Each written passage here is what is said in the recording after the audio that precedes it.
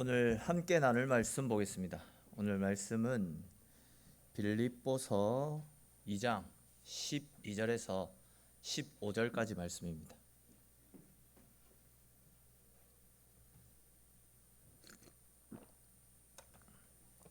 빌립보서 2장 12절에서 15절까지 말씀.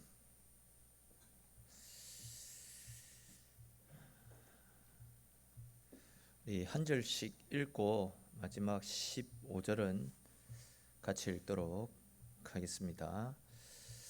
그러므로 나의 사랑하는 자들아, 너희가 나 있을 때뿐 아니라 더욱 지금 나 없을 때에도 항상 복종하여 두렵고 떨림으로 너희 구원을 이루라.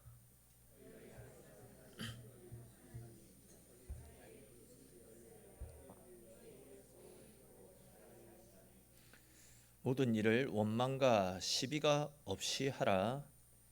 이는 너희가 흠이 없고 순전하여 어그러지고 거스르는 세대 가운데서 하나님의 흠 없는 자녀로 세상에서 그들 가운데 빛들로 나타내며. 아멘. 얼마 전에도 제가 말씀드린 기억이 있는데, 유대인들은 전 세계의 경제라든지 금융권, 교육, 정치에 있어서 막강한 영향력을 행사하고 있습니다. 그러다 보니까 이제 많은 사람들이 우리도 유대인들에게서 배워야 된다라고 이야기합니다. 근데 이제 참 아이러니하게도 이상하게도 유대인들은 이렇게 세상 사람들의 부러움을 사는 굉장히 뛰어난 민족임에도 불구하고 세상 사람들로부터 그렇게 환영받지 못하는, 즉 세상 사람들이 그렇게 좋아하지 않는 민족 중에 하나가 유대인이라 할 수 있습니다. 아니, 오히려 사람들은 유대인들을 증오한다, 그렇게 표현하는 것이 더 정확한 표현일 것 같다 싶습니다. 그러다 보니까 이제 유대인들은 세상의 역사 가운데서 참 숱한 위기와 어려움들을 많이 겪었습니다. 특히 이제 20세기에 들어와서 히틀러에 의해서 약 600만 명이나 되는 엄청난 유대인들이 학살당하지 않았습니까? 근데 당시 유대인들에 대한 증오와 차별은 히틀러 때만 있었던 것이 아니라 중세 시대 때부터 유럽 사람들은 유대인들에 대해서 거의 이단과 동일시할 정도로 유대인들을 싫어했습니다. 왜 그랬냐면 유대인들은 예수님을 죽인 장본인이다라는 생각 때문입니다. 또 중세 시대 때 거의 대부분의 유대인들이 고리 대금업에 종사를 하면서 사람들에게 높은 이자를 부과시키고 폭리는 다 취하면서 살았다라고 합니다. 그러다 보니까 이제 13세기경 유럽에서는 기독교인들은 유대인들과 결혼을 해서는 안 된다라는 그런 법까지 만들었다고 합니다.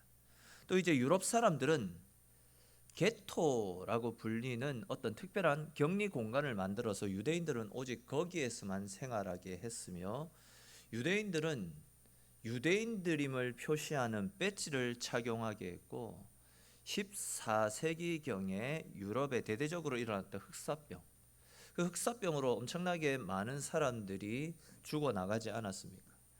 그런데 이제 당시 사람들은 그 흑사병 역시도 유대인들이 살포하였다라는 누명을 씌워서 유대인들에 대한 대대적인 학살을 했었더랬습니다. 아무튼 이 히틀러 당시뿐만이 아니라 중세 시대 때부터 해서 유럽 사람들은 유대인들을 굉장히 싫어하고 유대인들에 대한 만행을 서스럼 없이 자행했었더랬습니다. 유대인들 중에는 우리가 아는 것처럼 아브라함, 모세, 또 사무엘이나 다니엘, 이사야, 또 지금 우리가 말씀 가운데 살펴보고 있는 사도 바울과 같은 굉장히 탁월한 믿음의 선배들도 참 많이 있었지만, 그럼에도 불구하고 유대인들 전체에 대한 사람들이 가지는 인상은 그다지 좋지 못했던 것이 사실입니다. 특히 이제 이스라엘 백성들은 하나님을 섬길 줄 모르던 뻣뻣하고 불순종하고 원망으로 가득 찬 민족이다라는 인식들이 사람들 사이에 뿌리 내리고 있었더랬습니다. 그들은 틈만 나면 죄짓고 틈만 나면 우상 숭배하고 틈만 나면 음란한 짓을 저질러서 하나님의 마음을 아프게 했던 사람들, 또 우리 죄를 대속하시기 위해서 메시아이신 예수님께서 찾아오셨지만 예수님마저도 대항하며 십자가에 못 박도록 내어주었던 사람들이 유대인들이다. 이런 생각들이 강하게 있었다는 거죠. 특별히 이제 출애굽기나 민수기 이런 말씀들을 보면 이스라엘 백성들이 얼마나 교만하고 악한 족속들이었는지, 사랑이 많으신 하나님께서 유대인들을 향하여서, 이스라엘을 향하여서 목이 곧은 백성이다라고 이야기하시지 않았습니까? 아시는 대로 이스라엘 백성들은 애굽에서 400년 동안이나 종살이했던 사람들입니다. 그런 그들을 하나님께서 구원해 주셨죠. 그들을 구원하시는 과정 속에서 애굽 땅에 10가지 재앙을 내리셨습니다. 그 엄청난 재앙을 그들의 눈으로 직접 목격했다라고 한다면, 또 그들을 애굽에서 건져주시기 위해서 홍해를 가르시는 말도 안 되는 기적들을 유대인들 앞에서 그대로 보여주시지 않았습니까? 그런 기적들을 목격했다라고 한다면 자기들의 인생을 능력이 하나님께 맡기고 하나님의 인도하심을 따라 살아가면 얼마나 좋겠습니까? 근데 그들은 애굽에서 그 놀라운 기적들을 목격하고 광야로 나왔지만 그들은 광야 생활하는 내내 불평과 원망을 쏟아내었습니다. 툭하면 하나님의 지도자였던 모세에게 대들고 시비를 걸었습니다. 물이 부족하면 물이 부족하다고 떼를 썼고, 배가 고프면 배가 고프다라고 또 불평을 쏟아내었습니다. 적들과 맞서야 되는 어려움이 싫다고 그들의 입에는 항상 불평, 원망, 불신의 소리들이 끊이지 않았습니다. 조용하게 한순간도 순종하며 따르는 일들이 거의 없었다라는 겁니다. 그러다 보니까 하나님께서 그들을 향해서 목이 곧은 악한 백성이다라고 책망까지 하셨던 것 아니겠습니까? 분명 그들은 하나님께서 택하셔서 불러주신 하나님의 백성들이었지만 그들의 모습만 바라보게 되면 하나님의 백성이라고 말하기에는 뭔가 못한 부분들이 그들 속에 너무 많이 있었습니다. 그러니까 표현을 하기 좀 그렇지만 이스라엘 백성들은 참 나쁜 사람들이었다, 인상이 참 좋지 못했던 사람들이었다, 그렇게 표현할 수 있겠다 싶습니다. 근데 가만히 우리 지금 이스라엘 백성들을 향한 사람들의 시선을 생각해 보면서 우리 자신을 향한 생각들도 같이 한번 가져보면 좋겠다 싶습니다. 우리 역시도 하나님으로 말미암아 구원받은 하나님의 백성들 아닙니까? 이스라엘 백성들이 애굽에서 구원을 받았다라고 한다면 우리 역시도 죄와 사망의 권세로부터 구원받은 하나님의 백성들 아닙니까? 이제 우리는 더 이상 죄의 노예가 아니라 사탄의 노예가 아니라 하나님의 자녀가 되었습니다. 예수 그리스도의 그 십자가를 통해서 모든 죄가 다 씻음 받았고 이제는 천국을 향해서 나아가는 천국 백성들이 우리들입니다. 그렇기 때문에 이제 우리는 더 이상 사망의 지배를 받지 않아도 되는 하나님의 권세 아래 머무르고 있는 하나님의 백성들입니다. 뿐만 아니라 지금 우리는 하나님의 자녀, 하나님의 백성, 하나님의 성도, 예수 그리스도의 제자, 목사, 장로, 권사, 집사 등등 하나님의 교회에서 주님의 나라를 섬길 수 있는 특권까지 부여받은 진짜 하나님으로부터 엄청난 사랑을 받아 누리고 있는 사람들입니다. 그렇다면 이렇게 하나님으로부터 구원의 은혜를 받아 누리고 주의 교회를 섬겨갈 수 있도록 귀한 직분을 받은 우리들의 삶의 모습이 어떠해야 되겠습니까? 우리 역시도 이스라엘 백성들처럼 세상 가운데 좋지 못한 인상들을 남기며 살아가고 있지 않습니까? 여러분, 대한민국, 우리가 살고 있는 이 대한민국 사회에서 지금 세상 사람들이 우리 그리스도인들을 바라보는 모습이 어떠하다라고 생각되십니까? 이 질문에 대해서 우리는 사실 선뜻 대답하지 못하지 않겠나 하는 생각을 하게 됩니다. 아시는 것처럼 그리스도인이라는 말은 세상과 구별된 착하고 거룩한 삶을 살아갔던 안디옥 교회 성도들을 가리키면서 저들은 진짜 우리와는 차원이 다르는, 저들은 우리와는 구별된 진짜 예수님을 잘 믿고 잘 섬기는 진짜 거룩하고 구별된 백성이다라는 그런 의미로, 즉 예수 믿는 사람들을 칭찬해 주는 의미로 불렀던 이름인데, 이제는 그리스도인 하면 어떻습니까? 칭찬을 하기 위해서 부르는 이름이 아니라 수치스러운 대상, 조롱의 대상이 되어가고 있는 것이 우리의 실정이다라고 할 수 있습니다. 시끄럽게 떠들어대지만 실속은 없는 사람들, 직장 생활 속에서도 직장일에 헌신하고 올인하기보다도 교회 일에 사무쳐서 직장일은 뒤로 내팽개치는 그런 사람들의 모습으로 전락되어지고 있습니다.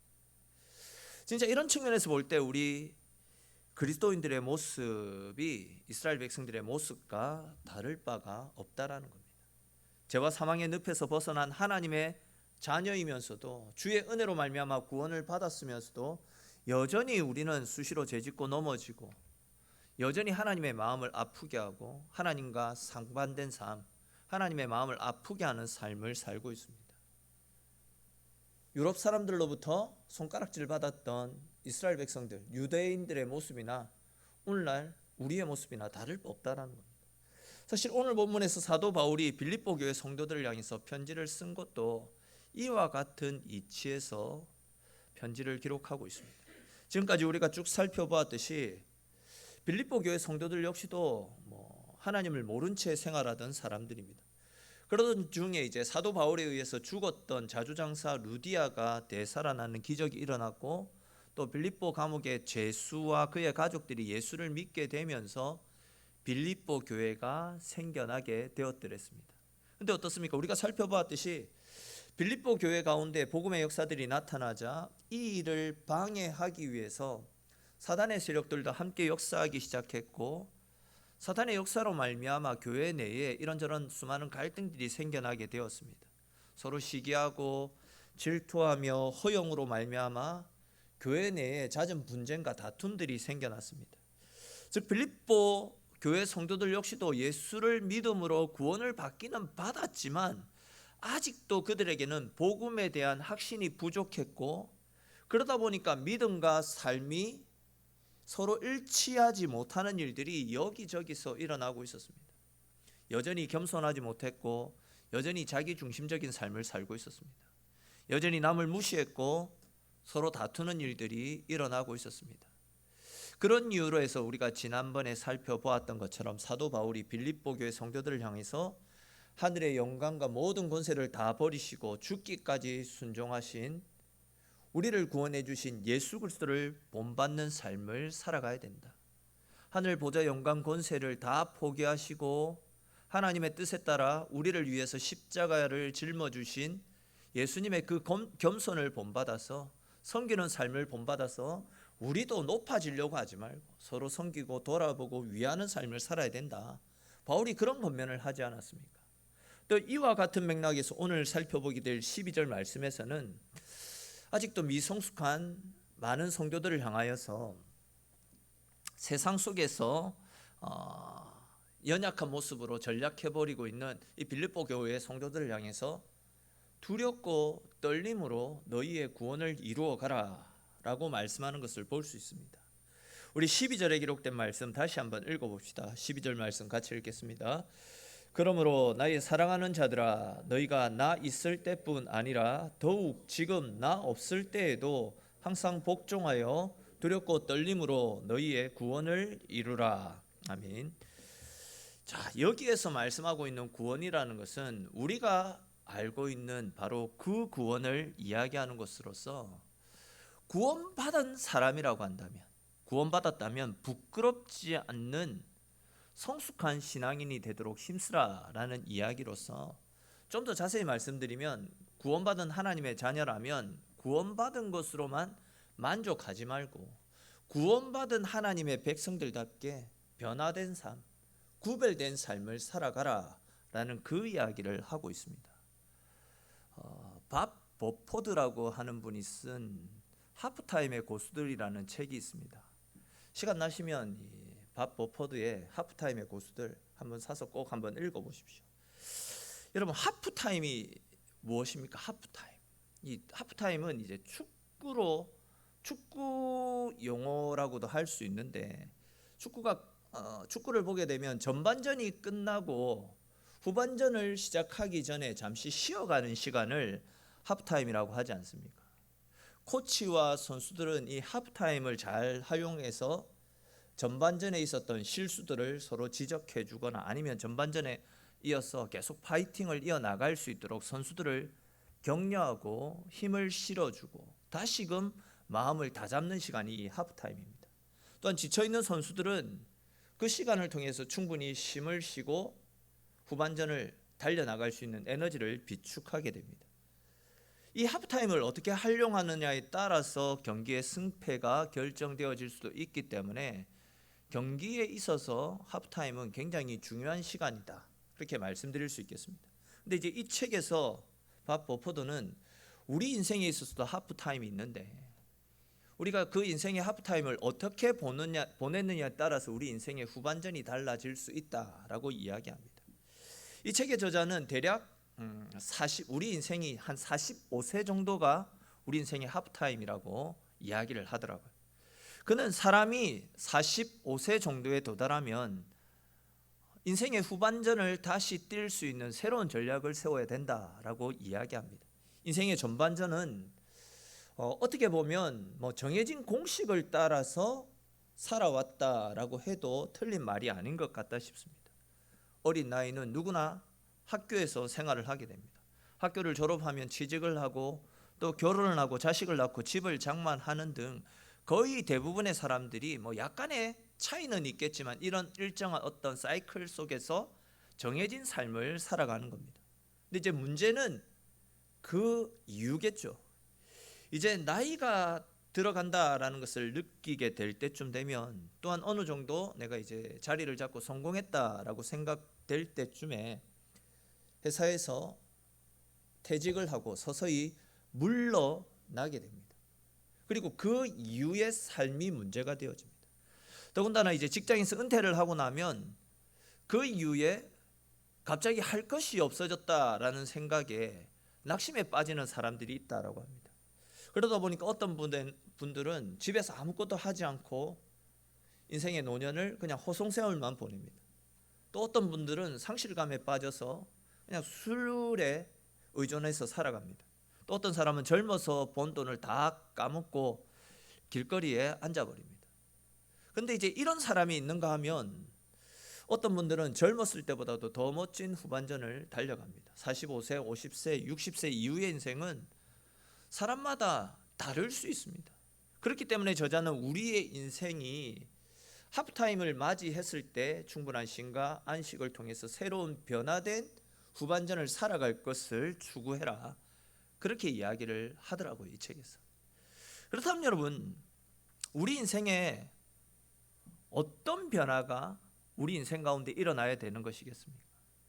그 변화를 한마디로 표현하면 성공에서 의미로의 전환이다라고 이야기할 수 있습니다. 무슨 이야기냐면 이전에 우리의 삶을 보면 거의 대부분 우리가 성공을 위한 삶을 달려왔다 해도 틀린 말이 아닐 것입니다.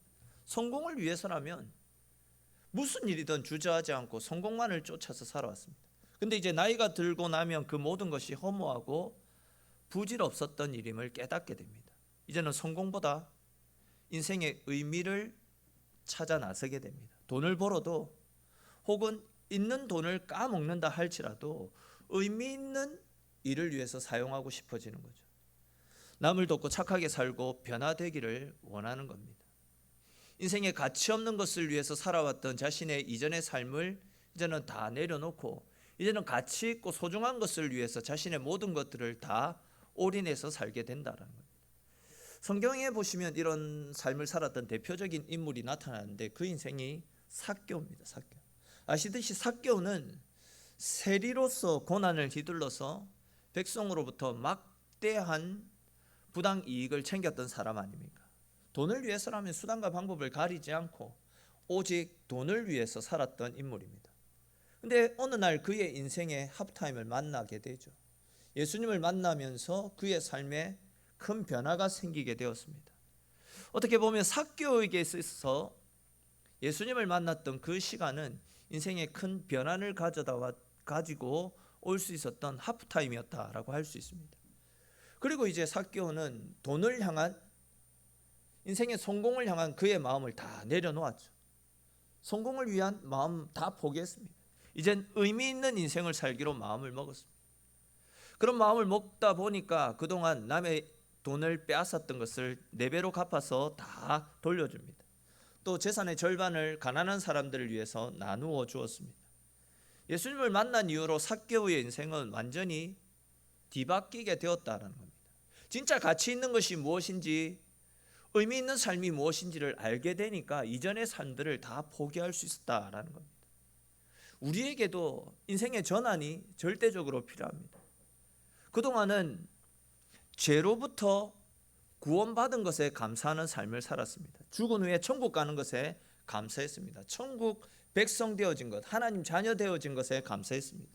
그러면서 이제 예배에 참석하고 헌금을 드리고 교회를 위해서 봉사하고 하나님을 위한 마음을 가지고 선한 일에도 많이 나섰더랬습니다. 그러면서 이제 이 정도면 나는 괜찮은 사람이다. 이 정도면 나는 열심 있는 삶을 살고 있다. 그렇게 만족하며 살았습니다. 근데 여러분, 가만히 우리의 삶을 한번 들여다보십시오. 여러분, 우리 속에는 그렇게 열심히 살아왔음에도 불구하고 부족함들이 많이 있습니다. 여전히 게으름이 남아있고 세상 정욕을 추구하는 마음들이 남아있습니다. 여전히 경쟁심, 욕심이 살아남아서 남을 경계하고 시기합니다. 아직도 성공을 위한 속임수를 쓰면서 그래도 하나님 나를 사랑해 주실 것이다 라고 자부합니다. 주님을 사랑하기 때문에 흘리는 눈물보다 우리 욕망이 좌절되었을 때 흘리는 눈물이 더 많이 있습니다. 주님의 자녀이면서도 말씀대로 살지 못하는 내 속에 있는 연약함, 아직도 내려놓지 못하는 내 속에 있는 죄와 허물 때문에 탄식해 본 적이 언제인지 생각도 나지 않습니다. 오전에 나누었던 말씀처럼 첫사랑의 간격을 다 상실했습니다. 이렇게 우리 속에서 죄에 대해서 무감각해져 있고 십자가를 생각해도 아무런 감격도 아무런 감사도 나오지 않는데도 불구하고 예배에 빠지지 않고 헌금 잘 드리고 봉사 잘하고 있기 때문에 나는 괜찮은 성도다라는 그런 생각을 하며 살아가고 있는지 모르겠습니다. 여러분, 우리가 이런 생각으로 신앙생활하고 있으니까 세상이 우리를 우습게 보고 세상이 우리를 조롱하는 것 아니겠습니까? 근데 사도 바울은 이제 우리가 이런 모습에서 벗어나야 된다라고 이야기합니다. 우리의 모습이 바뀌어야 된다라고 합니다. 당장 눈앞에 보이는 욕심을 따라 생활하고 자기의 의와 자기 만족을 위한 그런 삶을 다 벗어 던지고 이제는 우리의 생활의 중심이 하나님 중심, 교회 중심, 성경 중심의 삶, 즉 내 삶이 하나님을 위한 삶을 살아야 될 것을 당부하고 있습니다. 우리를 위한 십자가의 대속 제물이 되어주신 예수 그리스도의 그 마음으로 십자가의 정신으로 다시금 낮아지고 겸손해질 것을 당부하고 있습니다. 다시 말해서 삶의 전환이 절대적으로 필요하다라는 겁니다. 그렇기 때문에 사도 바울은 우리를 향해서 두렵고 떨림으로 너희의 구원을 이루어 가라 라고 당부하고 있는 겁니다.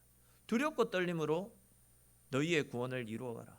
이것이 의미하는 것이 무엇이겠습니까?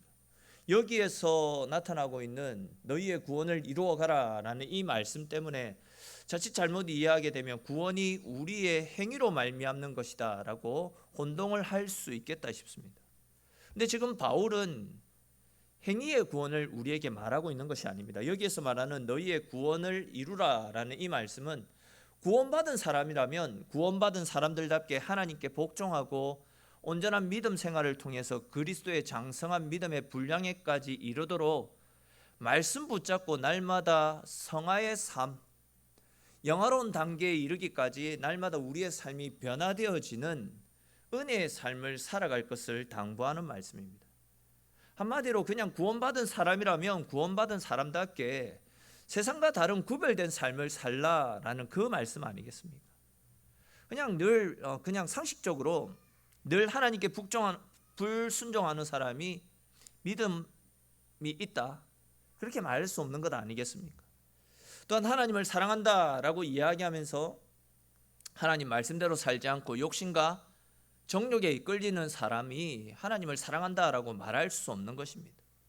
하나님의 자녀이면서도 여전히 사탄의 권세에 매여서 사탄에게 종노릇하며 하나님의 마음을 아프게 하는 삶을 살고 있다라고 한다면 어떻게 이런 사람이 천국을 소망하는 사람이라고 이야기할 수 있겠습니까?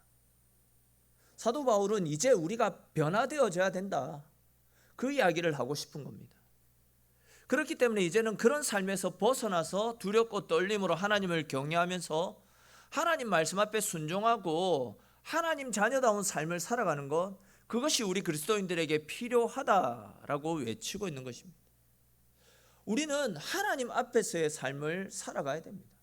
사람이 보든 사람이 보지 않든 하나님을 두려워하는 마음으로 언제나 우리의 중심에는 말씀이 내 생활의 가치가 되어지고 말씀이 이끄는 대로 내 걸음걸음들이 옮겨지는 삶을 살아가야 된다는 거죠. 하나님의 말씀 앞에 복종하면서 죽기까지 낮아지신 예수 그리스도께서 우리에게 보여주신 그 섬김의 본을 따라서 우리도 섬김의 삶, 희생의 삶, 나눔의 삶을 살 수 있어야 된다는 겁니다. 이것이 바로 구원받은 사람들의 합당한 삶의 모습이고, 더 나아가서 우리가 주님의 남은 고난에 동참하는 참된 성도의 모습이라고 할 수 있겠습니다. 여러분, 이제 우리는 세상과 버타며 살아갔던 죄악의 모습들을 우리 속에서 던져버려야 됩니다. 작은 욕심 때문에 내 자존심을 죽이지 못하고 세상의 것들을 포기하지 못한 채 하나님의 마음을 아프게 했던 우리의 옛 구습들을, 옛 습관들을 말씀 앞에 철저하게 벗어 던질 수 있어야 됩니다. 지금 사도 바울은 바로 이런 의도로 우리에게 두렵고 떨림으로 너희의 구원을 이루어 가라 라고 당부하고 있는 겁니다. 13절 말씀도 한번 보십시오. 하나님께서 우리들에게 성숙한 그리스도인들이 되고 싶어하는 거룩한 소원을 주셨다라고 말씀하고 있습니다. 이 말씀을 조금 다른 각도에서 말씀을 드리면, 지금도 성령께서 우리 마음속에서 우리가 말씀대로 살고 또 말씀 앞에 복종하도록 선한 마음을 계속해서 주고 계시니까 성령의 인도를 따라 우리의 인생을 그냥 성령님께 맡겨라 라는 이야기입니다. 14절과 15절에 기록된 말씀처럼 그렇게 우리가 성령의 인도를 따라 모든 일을 원망과 시비 없이 하고 모든 일에 흠이 없고 순전하여 이 악한 세상 속에서도 흠 없는 하나님의 자녀로서 세상 가운데 빛을 비추는 삶을 살아가는 것, 이것이 우리의 모습이 되어져야 된다라는 겁니다. 우리 이와 관련해서 에베소서 5장 8절 9절에 기록된 말씀 같이 한번 읽어보도록 합시다. 우리 에베소서 5장 8절 9절 말씀 같이 읽겠습니다. 너희가 전에는 어둠이더니 이제는 주 안에서 빛이라. 빛의 자녀들처럼 행하라. 빛의 열매는 모든 착함과 의로움과 진실함에 있느니라. 아멘. 그렇습니다. 여러분, 사도 바울의 이 권면의 말씀처럼 예수님을 모를 때 우리들의 모습은 세상의 불신자들처럼 영적인 무지와 온갖 불의로 죄악의 열매를 맺으며 그냥 내 배부름만을 위해서 살아가고 있었습니다. 그 길이 멸망을 향한, 지옥을 향한 길인지 모른 채 그냥 내가 기쁘고 내가 즐겁고 내한테 어떤 이익들이 쌓이면 그것이 최고의 삶이다 라고 생각하며 살아왔습니다. 그러나 지금 바울이 하는 이야기가 무엇입니까? 예수 믿는 사람이라면, 예수 그리스도의 은혜로 말미암아 구원받은 하나님의 백성이라고 한다면 이제는 그 과거의 삶을 다 씻어버리고 과거의 삶을 청산하고 하나님의 자녀다운 삶을 살아가야 된다라고 이야기하고 있습니다. 우리는 과거의 죄에게 종노릇하던 악한 존재가 아니라 이제 하나님의 은혜 가운데 새롭게 죄 씻음 받은 하나님의 자녀들 아닙니까? 그러므로 우리들은 흠없고 순전한 죄물처럼 자신을 하나님께 드리고 세상 사람들에게 원망과 시비거리 없이 오히려 어두운 세상을 우리의 착하고 구별된 삶을 통해서 밝혀나가는, 어둠 속에서 길을 잃고 헤매는 사람들에게 빛 대신 예수 그리스도의 밝은 빛을 나누어 줄 수 있는 세상과 다른 삶을 살 수 있어야 된다라는 겁니다. 말씀 앞에 순종하지 못해서, 말씀대로 살지 못해서 계속해서 세상의 조롱거리, 비웃음거리가 되어져서는 안 된다라는 겁니다. 두렵고 떨림으로 우리의 변화된 삶을 위하여서 언제나 말씀 앞에 우리 자신을 쳐서 복종시키며 말씀대로 우리의 삶을 변화시켜 나감으로 우리에게 맡겨주신 소금과 빛의 사명, 세상 사람들에게 생명의 빛을 나누어주는 그 사명들을 감당하는 것, 그것이 주의 은혜로 말미암아 구원받은 우리들의 삶의 모습이 되어져야 되는 것 아니겠습니까? 여러분, 우리에게 허락되어진 구원은 결코 값싼 구원이 아닙니다. 하나님의 아들께서 친히 당신의 그 몸을 십자가에 못 박혀 죽으심으로 당신의 핏값으로 사신 거룩한 존재가 바로 우리들입니다. 나는 하나님 앞에 거룩한 존재다라는 겁니다. 거룩한 존재답게 가치 없는 삶을 살지 마시고 거룩하고 구별된 삶, 내가 소중한 하나님의 백성인 것 같이 내 삶의 행실들 역시도 나의 언행 역시도 거룩하고 구별된 삶, 가치 있고 소중한 삶을 살아갈 수 있어야 되지 않겠습니까? 이것이 우리 그리스도인들이 날마다 추구하며 날마다 걸어나가야 된 믿음의 길 아니겠습니까? 다시 한 번 더 우리가 하나님의 은혜로 말미암아 구원받은 거룩한 하나님의 백성이다라는 사실을 기억하면서 주님의 그 십자가의 은혜에 부끄럽지 않도록 날마다 말씀으로 우리의 삶을 점검하면서 하나님이 기뻐하시는 모습으로 우리의 삶이 한 걸음 한 걸음 변화되어져서 날마다 하나님을 기쁘시게 하고 영화롭게 하며 주의 이름을 높이며 세상 가운데 주님의 영광을 날마다 드러내며 믿음 가운데 살아가는 저와 여러분들의 인생이 될 수 있기를 주님의 이름으로 축원합니다. 우리 시간 같이 기도드릴 때에 사도 바울의 겉면의 말씀들을 생각하면서 함께 기도합시다. 우리는 주의 은혜로 말미암아 구원받은 하나님의 백성입니다. 세상과 다른 존재들입니다. 그렇기 때문에 사도 바울은 두렵고 떨림으로 하나님의 백성다운 변화된 삶을 살아갈 것을 우리에게 당부하고 있습니다. 더 이상 어둠에 갇혀서 생활했던 과거의 모습은 우리에게 어울리지 않습니다. 우리 시간 같이 기도드릴 때에도 하나님의 은혜로 말미암아 구원받은 하나님 백성답게 두렵고 떨림으로 우리의 구원을 이루어가게 하시고 언제나 말씀으로 우리 자신을 쳐서 복종시키며 하나님의 백성답게 하나님 영광 드러내며 세상 가운데 소금과 빛의 사명을 감당하며 하나님 영광 나타내는 우리들의 인생이 될 수 있게 해달라고 또 우리 각자에게 주신 말씀을 따라 하나님 앞에 같이 기도드리겠습니다.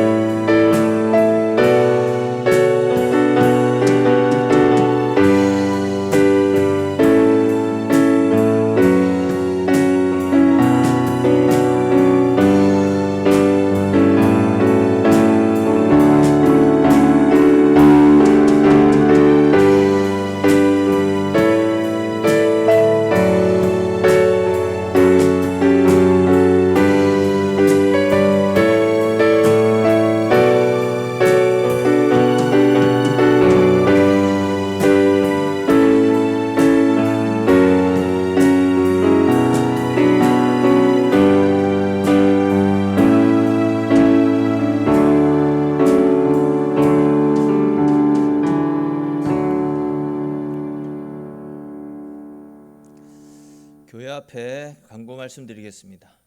영육간에 연약한 성도들의 빠른 치유와 회복을 위해서 또 우리 연로하신 어르신들의 건강을 위해서